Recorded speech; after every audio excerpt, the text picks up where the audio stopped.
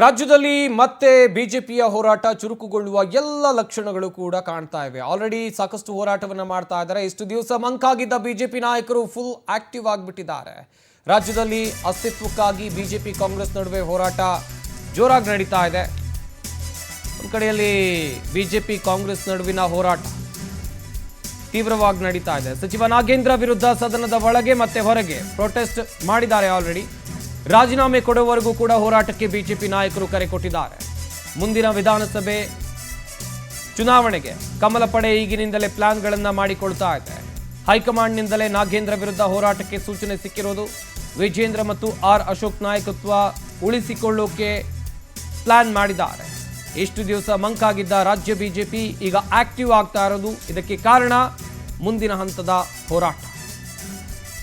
ಯಾವ ರೀತಿಯಾಗಿ ಹೋರಾಟವನ್ನ ಮಾಡ್ತಾರೆ ಕಾದ್ ನೋಡಬೇಕು. ಬಟ್ ಕಳೆದ ಕೆಲವು ದಿನಗಳಿಂದ ಸದನದ ಒಳಗೆ ಮತ್ತು ಹೊರಗೆ ಎರಡೂ ಕಡೆಯಲ್ಲಿ ಬಿಜೆಪಿ ನಾಯಕರು ಪ್ರತಿಭಟನೆಯನ್ನ ಮಾಡಿದ್ದಾರೆ. ಕಾರಣ ಅಂತ ಹೇಳಿದ್ರೆ ನಾಗೇಂದ್ರ ಅವರನ್ನ ಸಚಿವ ಸಂಪುಟದಿಂದ ಕೈ ಬಿಡಬೇಕು, ಅವರಿಗೆ ಸಚಿವ ಸ್ಥಾನ ಕೊಟ್ಟಿದ್ದು ಸರಿಯಲ್ಲ, ಇದಕ್ಕಾಗಿ ಅವರು ರಾಜೀನಾಮೆ ಕೊಡೋ ತನಕ ನಾವು ಪ್ರತಿಭಟನೆಯನ್ನ ನಡೆಸ್ತೇವೆ ಅಂತ ಬಿಜೆಪಿ ನಾಯಕರು ಹೇಳಿದ್ದಾರೆ. ಮೊನ್ನೆ ತಾನೇ ವಿಧಾನಸೌಧದ ಹೊರಗೆ ವಾಲ್ಮೀಕಿ ಪ್ರತಿಭೆ ಮುಂಭಾಗದಲ್ಲಿ ಕಪ್ಪು ಟೀ ಶರ್ಟನ್ನು ಧರಿಸಿ ಪ್ರತಿಭಟನೆ ಮಾಡಿದರು. ಅದೇ ಟೀ ಶರ್ಟನ್ನು ಹಾಕ್ಕೊಂಡು ಸದನಕ್ಕೂ ಬಂದರು. ಸದನದ ಒಳಗೂ ಪ್ರತಿಭಟನೆಯನ್ನು ಮಾಡಿದ್ದಾರೆ. ನಾಗೇಂದ್ರ ರಾಜೀನಾಮೆ ಕೊಡುವವರೆಗೆ ನಾವು ಪ್ರತಿಭಟನೆಯನ್ನು ಕೈ ಬಿಡೋದಿಲ್ಲ ಅಂತ ಹೇಳ್ತಾ ಇದ್ದಾರೆ.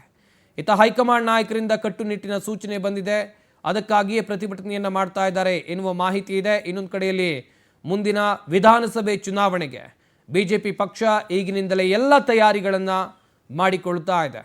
ಅಸ್ತಿತ್ವಕ್ಕಾಗಿ ರಾಜ್ಯದಲ್ಲಿ ಅಸ್ತಿತ್ವವನ್ನು ಉಳಿಸಿಕೊಳ್ಬೇಕಾದ್ರೆ ಹೋರಾಟ ಮಾಡೋದು ಅನಿವಾರ್ಯ. ಇನ್ನೊಂದು ಕಡೆಯಲ್ಲಿ ಇದನ್ನೇ ಅಸ್ತ್ರ ಮಾಡಿಕೊಂಡು ಅಸ್ತಿತ್ವಕ್ಕಾಗಿ ಕಾಂಗ್ರೆಸ್ ಕೂಡ ಹೋರಾಟವನ್ನು ನಡೆಸುವಂಥ ಪ್ಲಾನ್ ಇದೆ. ವಿಪಕ್ಷಗಳು ಚುರುಕಾದ ಹಿನ್ನೆಲೆಯಲ್ಲಿ ಕಾಂಗ್ರೆಸ್ ಪಡೆಯು ಫುಲ್ ಅಲರ್ಟ್ ಆಗಿಬಿಟ್ಟಿದೆ. ಇನ್ನು ಮುಂದೆ ಒಂದು ರಾಜೀನಾಮೆ ದಾಖಲಾದರೂ ಭ್ರಷ್ಟ ಸರ್ಕಾರದ ಹಣೆಪಟ್ಟಿ ಸಿಗುತ್ತೆ. ಹೀಗಾಗಿ ಬಿಜೆಪಿ ಹೋರಾಟಕ್ಕೆ ಖಡಕ್ ತಿರುಗೇಟು ಕೊಡೋಕೆ ಕಾಂಗ್ರೆಸ್ ಸಿದ್ಧತೆಯನ್ನು ಮಾಡಿಕೊಂಡಿದೆ. ಸಚಿವ ಬಿ ನಾಗೇಂದ್ರ ಪರ ಬ್ಯಾಟ್ ಬೀಸಿ ತಿರುಗೇಟು ಕೊಡೋಕೆ ಪ್ಲಾನ್ ಮಾಡಿಕೊಂಡಿರೋದು. ಚಂದ್ರು ಲಮಾಣಿ ಲಂಚ ಕೇಸ್ ಪ್ರಸ್ತಾಪಿಸಿ ತಿರುಗೇಟನ್ನು ಕಾಂಗ್ರೆಸ್ ಪಡೆ ಕೊಡ್ತಾ ಇದೆ. ಒಂದು ಕಡೆಯಲ್ಲಿ ಬಿಜೆಪಿಯವರ ಹೋರಾಟ, ಇದಕ್ಕೆ ಕೌಂಟರ್ ಕೊಡೋಕೆ ಕಾಂಗ್ರೆಸ್ ಕೂಡ ಸಿದ್ಧತೆಗಳನ್ನು ಮಾಡಿಕೊಂಡಿದೆ ಎನ್ನುವ ಮಾಹಿತಿ ಇದೆ.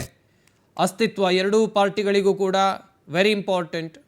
ಇತ್ತ ಮುಂದೆ ಅಧಿಕಾರಕ್ಕೆ ಬರಬೇಕು ಅಂತ ಹೇಳಿದರೆ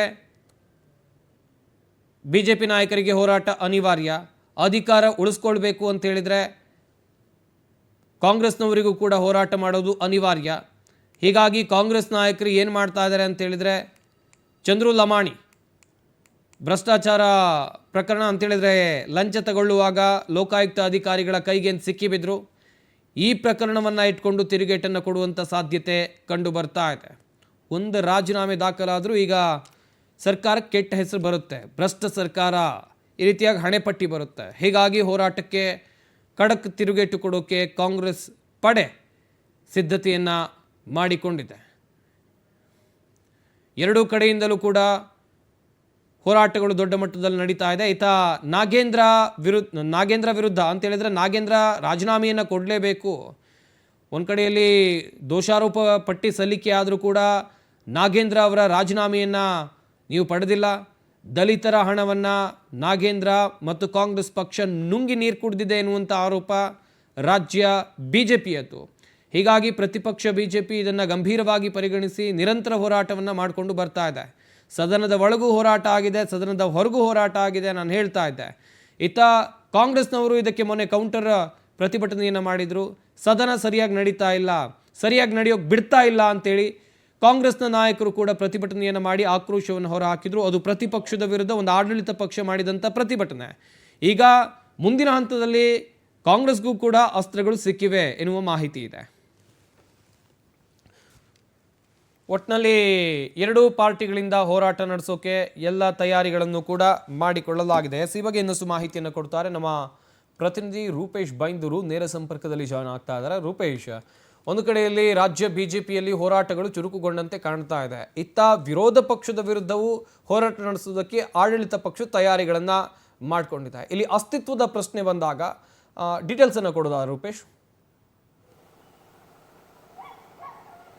ಸಂಪತ್ ಎರಡೂ ಪಕ್ಷಗಳಿಗೂ ಕೂಡ ಅಸ್ತಿತ್ವದ ಹೋರಾಟ. ಯಾಕಂತ ಹೇಳಿದ್ರೆ ಕಾಂಗ್ರೆಸ್ ಇದ್ದ ಸರ್ಕಾರವನ್ನು ಉಳಿಸ್ಕೊಳ್ಬೇಕು, ಅದೇ ರೀತಿಯಾಗಿ ಬಿಜೆಪಿ ಕಳೆದುಕೊಂಡ ಸರ್ಕಾರವನ್ನ ಮತ್ತೆ ಪಡ್ಕೊಳ್ಬೇಕು. ಇಲ್ಲ ಅಂತ ಹೇಳಿದ್ರೆ ಮತ್ತೆ ಅಸ್ತಿತ್ವ ಸಿಗೋದಿಲ್ಲ. 5 ವರ್ಷಗಳು ಮತ್ತೆ ಇನ್ನ ಒಂದು 6-7 ವರ್ಷಗಳು ಬಿಜೆಪಿ ಕಾಯಬೇಕಾಗುತ್ತೆ. ಇದಕ್ಕೋಸ್ಕರವಾಗಿ ಬಿಜೆಪಿ ಕೂಡ ಅದೇ ರೀತಿ ಬಿಜೆಪಿ ನಾಯಕರುಗಳು ಕೂಡ ಇದೇ ಪ್ರಶ್ನೆ ಎದುರಾಗಿದೆ. ಯಾಕಂತ ಹೇಳಿದ್ರೆ ವಿಜೇಂದ್ರ ಬದಲಾವಣೆ, ಆ ರೀತಿಯಾಗಿರ್ತಕ್ಕಂಥ ಬಿಜೆಪಿ ರಾಜ್ಯಾಧ್ಯಕ್ಷ ಬದಲಾವಣೆ, ಬೇರೊಬ್ಬರು ಲಿಂಗಾಯತ ನಾಯಕರಿಗೆ ಪಟ್ಟ ಕಟ್ತಾರೆ, ಈ ರೀತಿಯಾಗಿರ್ತಕ್ಕಂಥ ಚರ್ಚೆಗಳಿದೆ.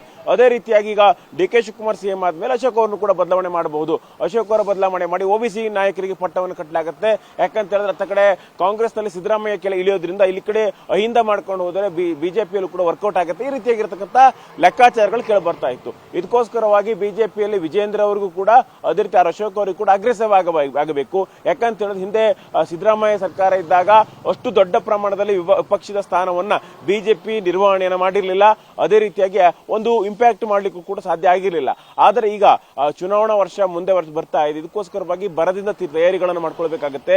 ಹಾಗೆ ತಮ್ಮ ಸ್ಥಾನವನ್ನು ಕೂಡ ಉಳಿಸ್ಕೊಳ್ಬೇಕಾಗುತ್ತೆ. ಮುಂದಿನ ಚುನಾವಣೆಗೆ ವಿಜೇಂದ್ರ ಅವರು ಅದೇ ರೀತಿಯಾಗಿ ಅಶೋಕರ ನೇತೃತ್ವದಲ್ಲಿ ಚುನಾವಣೆ ಹೋಗಬೇಕಾದ್ರೆ ಮತ್ತಷ್ಟು ಅಗ್ರೆಸಿವ್ ಆಗಿ ಹೋರಾಟವನ್ನು ಮಾಡಬೇಕಾಗುತ್ತೆ. ಇದಕ್ಕೋಸ್ಕರವಾಗಿ ನಾಗೇಂದ್ರ ವಿರುದ್ಧವಾಗಿ ದೊಡ್ಡ ಮಟ್ಟಕ್ಕೆ ಹೋರಾಟವನ್ನು ಕರೆಕೊಡಲಾಗ್ತಾ ಇತ್ತು. ಅದೇ ರೀತಿ ಸದನ ನಡಿಗೆ ಕೂಡ ಬಿಡದೆ ನಾಗೇಂದ್ರ ವಿರುದ್ಧ ರಾಜೀನಾಮೆ ಕೊಡಲೇಬೇಕು ಅಂತ ಆಗ್ರಹಿಸಿ ಪಟ್ಟನ್ನು ಹಿಡ್ಕೊಂಡು ಹೋರಾಟವನ್ನು ಮಾಡ್ತಾ ಇದೆ.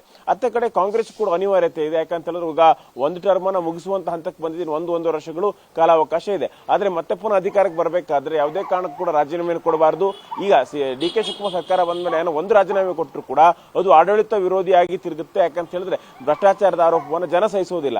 ಇದಕ್ಕೋಸ್ಕರವಾಗಿಯೇ ಇಲ್ಲಿ ತಮ್ಮ ಉಳಿಸ್ಕೊಳ್ಳಿಕ್ಕೂ ಕೂಡ ಹೋರಾಟವನ್ನು ಮಾಡಬೇಕಾಗುತ್ತೆ. ಅದಕ್ಕೋಸ್ಕರವಾಗಿ ಕಾಂಗ್ರೆಸ್ ಚಂದ್ರಲಾಮಾಣಿ ಕೇಸನ್ನ ಪ್ರಸ್ತಾಪ ಮಾಡಿ, ಬೇರೆ ಬೇರೆ ಕೇಸನ್ನ ಪ್ರಸ್ತಾಪ ಮಾಡಿ ಇಲ್ಲಿಗ ಮತ್ತೊಂದಿಷ್ಟು ತಿರುಗೇಟನ್ನು ಕೊಡ್ತಾ ಇದೆ. ಒಟ್ಟಾರಾಗಿ ಎರಡೂ ಪಕ್ಷಗಳು ಕೂಡ ಅಸ್ತಿತ್ವಕ್ಕಾಗಿ ಹೋರಾಟವನ್ನು ನಡೆಸ್ತಾ ಇದ್ದಾವೆ. ಆದ್ರೆ ಇದು ಯಾವ ರೀತಿ ಹೋರಾಟ ಮುಂದೆ ಸಾಗುತ್ತೆ? ಬಿಜೆಪಿ ನಾಗೇಂದ್ರ ಅವರು ರಾಜೀನಾಮೆ ಕೊಡೋಲ್ಲಿ ಸಕ್ಸಸ್ ಆಗುತ್ತಾ, ಅಥವಾ ರಾಜೀನಾಮೆ ಕೊಡದೇ ಇರೋದ್ರಲ್ಲಿ ಕಾಂಗ್ರೆಸ್ ಕೂಡ ಒಂದು ಉಪಾಯವನ್ನು ಮಾಡಿ ಈ ಪ್ರಕರಣವನ್ನು ನಿರ್ವಹಣೆ ಮಾಡುತ್ತೆ ಅನ್ನೋದನ್ನ ನೋಡಬೇಕಾಗುತ್ತೆ ಇಲ್ಲಿ.